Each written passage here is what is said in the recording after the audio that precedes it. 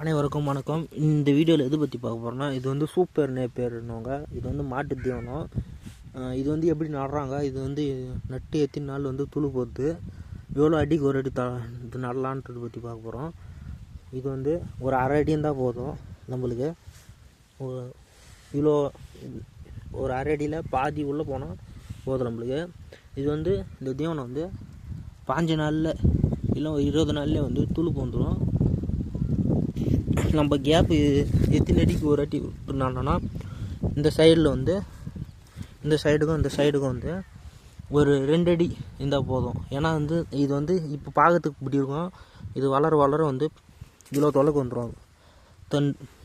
அது எவ்வளோ ஹைட் தொலை வந்துடும்.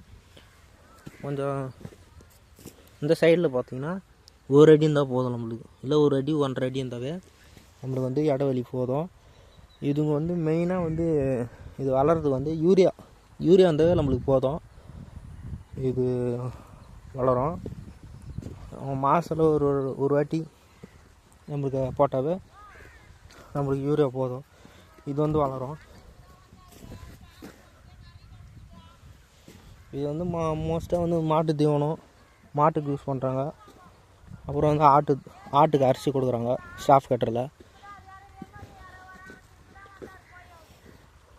இது வந்து நட்டு வந்து ஒரு 5 நாள் அவ்வளோதான் இருக்குது. ஒரு கேணி நட்டுனாங்க. இதில் நம்மளுக்கு முக்கியமாக இந்த ரா மெட்டீரியல் வந்து யூரியா தண்ணி மட்டுமே இருந்தாவே நம்மளுக்கு போதும்.